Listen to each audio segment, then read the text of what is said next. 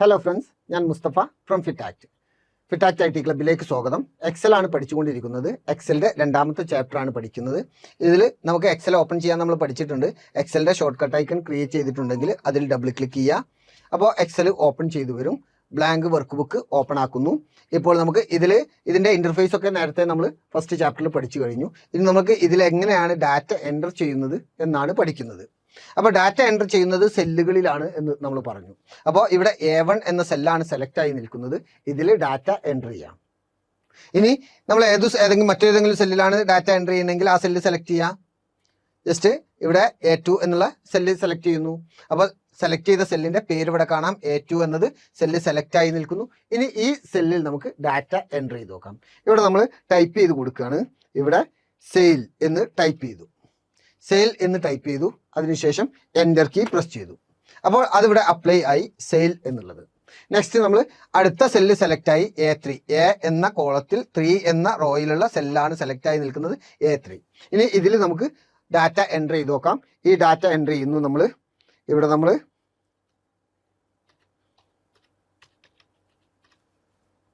Purchase എന്ന് enter ചെയ്തു.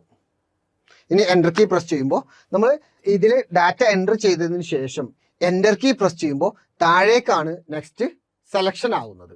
അപ്പോൾ താഴേക്ക് എൻ്റർ ചെയ്യാൻ നമ്മൾ ടൈപ്പ് ചെയ്ത് എൻ്റർ ചെയ്യുന്നു, വീണ്ടും ടൈപ്പ് ചെയ്യുന്നു, എൻ്റർ ചെയ്യുന്നു. അപ്പോൾ താഴേക്ക് ഇത് എൻ്റർ ആകും. ഇനി നമുക്ക് ഇതിന്ന് ലെഫ്റ്റിൽ നിന്ന് റൈറ്റിലേക്കാണ് ഡാറ്റ എൻ്റർ ചെയ്യേണ്ടത്. അതായത് ആദ്യം ഒന്നിൽ ടൈപ്പ് ചെയ്തു, അതിനുശേഷം നെക്സ്റ്റ് ഇങ്ങനെ ടൈപ്പ് ചെയ്ത് പോകണമെങ്കിൽ സെല്ല് സെലക്ട് ചെയ്യാം. സെല്ല് സെലക്ട് ചെയ്തിട്ട് ഇതിൽ നമുക്കൊരു ഡാറ്റ എൻ്റർ ചെയ്ത് നോക്കാം. ഇവിടെ നമ്മൾ എൻ്റർ ചെയ്യുന്ന ഡാറ്റ 120 എന്ന് ടൈപ്പ് ചെയ്തു. 120 എന്ന് ടൈപ്പ് ചെയ്തു. ഇനി എൻ്റർ കീ അമർത്തിയാൽ താഴേക്കാണ് വരിക. നമുക്ക് നെക്സ്റ്റ് ഈ കോളത്തിലാണ് ടെക്സ്റ്റ് ആഡ് ചെയ്യേണ്ടത് എങ്കിൽ, അല്ലെങ്കിൽ ഡാറ്റ എൻ്റർ ചെയ്യേണ്ടതെങ്കിൽ ഇവിടെ കീബോർഡിൽ ടാബ് കീ പ്രസ് ചെയ്താൽ മതി. ടാബ് കീ പ്രസ് ചെയ്യുമ്പോൾ ഇത് ഇവിടേക്ക് മാറും കേട്ടോ. അപ്പോൾ ബിയിൽ നിന്നും സിയിലേക്ക് മാറി. ഇനി ബാക്കി ടൈപ്പ് ചെയ്യാം. നെക്സ്റ്റ് വീണ്ടും ടാബ് കീ പ്രസ് ചെയ്യുന്നു. ടാബ് കീ പ്രസ് ചെയ്യുമ്പോൾ അടുത്തതിലേക്ക് മാറി. ഇതേ രീതിയിൽ നമുക്ക് വീണ്ടും ഡാറ്റ എൻ്റർ ചെയ്യുന്നു. നെക്സ്റ്റ് ടാബ് കീ പ്രസ് ചെയ്യുന്നു. നെക്സ്റ്റ് വീണ്ടും 250 എന്ന് ടൈപ്പ് ചെയ്തു. ടാബ് കീ പ്രസ് ചെയ്യുന്നു. 3. നെക്സ്റ്റ് ടാബ് കീ പ്രസ് ചെയ്തു. നെക്സ്റ്റ് ടൈപ്പ് ചെയ്തു. ഇനി ഇപ്പോൾ ഇവിടുന്ന് എൻ്റർ കീ പ്രസ് ചെയ്യുകയാണെങ്കിൽ ഇത് എവിടെ നിന്നാണോ സ്റ്റാർട്ട് ചെയ്ത് അതിൻ്റെ താഴെ പോയിട്ട് സെലക്ട് ആകും. ഇപ്പോൾ ഇവിടുന്ന് ടാബ് കീ പ്രസ് ചെയ്താൽ Hലേക്ക് മാറും. അതല്ല ഇവിടെ നിന്ന് എൻ്റർ കീ ആണ് പ്രസ് ചെയ്യുന്നത് എങ്കിൽ നമ്മൾ സ്റ്റാർട്ട് ചെയ്തതിൻ്റെ താഴെ വന്നിട്ട് സെലക്ഷൻ നിൽക്കും. അതായത് ആ സെല്ല് സെലക്ട് ആകും. ഇനി നമുക്ക് ഇവിടുന്ന് ഇങ്ങോട്ട് ടൈപ്പ് ചെയ്ത് തുടങ്ങാം. അപ്പോൾ നമുക്ക് വളരെ എളുപ്പത്തിൽ ഡാറ്റ എൻ്റർ ചെയ്യാം. താഴേക്കാണ് ഡാറ്റ എൻ്റർ ചെയ്യണമെങ്കിൽ ടൈപ്പ് ചെയ്തതിന് ശേഷം എൻ്റർ കീ പ്രസ് ചെയ്ത് ടൈപ്പ് ചെയ്ത് എൻ്റർ കീ പ്രസ് ചെയ്ത് മുന്നോട്ട് പോകാം.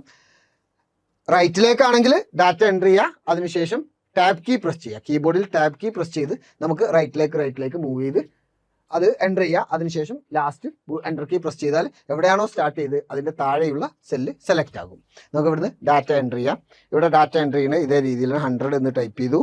ടാബ് കീ പ്രസ് ചെയ്തു. 130. Tab key 160. Tab key 200. Tab key 260. Tab key 360. അതിനുശേഷം എൻ്റർ കീ പ്രസ് ചെയ്യാം. അപ്പോൾ ആ ഡാറ്റ ഇവിടെ എൻ്റർ ആയി. ഇനി ഇങ്ങനെ ടൈപ്പ് ചെയ്യുമ്പോൾ നമുക്ക് കുറച്ചൊന്ന് വലുതാക്കി വെക്കണമെങ്കിൽ നമുക്കറിയാം ഇവിടെ സൂം കീ പ്ലസ് ചെയ്താൽ മതി.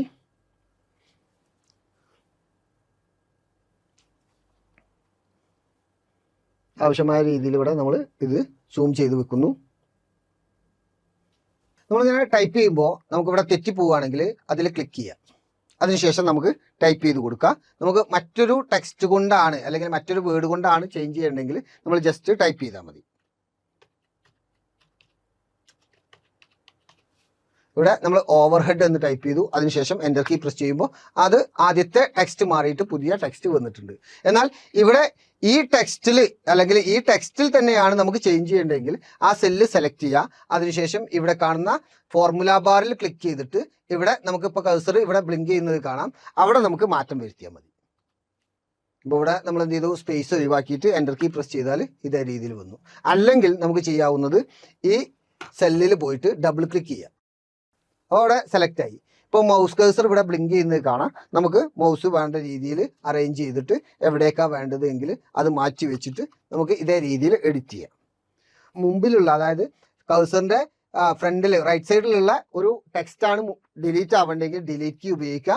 ബാക്കിലുള്ള അതായത് ലെഫ്റ്റിലുള്ള ടെക്സ്റ്റ് ആണ് ഡിലീറ്റ് ചെയ്യേണ്ടതെങ്കിൽ ബാക്ക് സ്പേസ് കീ ഉപയോഗിക്കാം. ഇങ്ങനെ നമുക്ക് ഇതിൽ ടൈപ്പ് ചെയ്ത് കൊടുത്തുകൊണ്ട് ഇതിൽ മാറ്റങ്ങൾ വരുത്താം. അതിനുശേഷം എൻ്റർ കീ പ്രസ് ചെയ്താൽ മതി. ഇവിടെ ശ്രദ്ധിച്ചാൽ മനസ്സിലാകും, ഇവിടെ ഇത് രണ്ടും ടെക്സ്റ്റുകളാണ്. ഇവിടെ സെയിൽസ്, ഓവർഹെഡ് എന്നിവ ടെക്സ്റ്റുകളാണ്. ഈ സെല്ലിൻ്റെ വീതി ഒന്ന് അല്പം കൂട്ടി നോക്കാം. ഇവിടെ ശ്രദ്ധിച്ചാൽ മനസ്സിലാവും, ഇവിടെ ഈ ടെക്സ്റ്റുകൾ എല്ലാം ലെഫ്റ്റിലാണ് അലൈൻ ചെയ്തത്, എന്നാൽ ഇവിടെ നമ്പേഴ്സ് കംപ്ലീറ്റ് റൈറ്റിലാണ് അലൈൻ ചെയ്തത്. അപ്പോൾ ടെക്സ്റ്റുകളൊക്കെ എക്സലിൽ ടെക്സ്റ്റുകളൊക്കെ ഡിഫാൾട്ടായിട്ട് ലെഫ്റ്റിൽ അലൈൻ ചെയ്യും, നമ്പേഴ്സൊക്കെ റൈറ്റിൽ അലൈൻ ചെയ്യും. നമുക്ക് ആവശ്യമെങ്കിൽ ഇവിടെ അലൈൻ ടാബ് ഉപയോഗിച്ചിട്ട് ലെഫ്റ്റിലുള്ള റൈറ്റിലേക്കും റൈറ്റിലുള്ള ലെഫ്റ്റിലേക്കും ഒക്കെ ചേഞ്ച് ചെയ്യാം. ഡിഫാൾട്ടായിട്ട് ടെക്സ്റ്റുകൾ ലെഫ്റ്റിലും നമ്പേഴ്സ് റൈറ്റിലുമാണ് അലൈൻ ആകുന്നത്.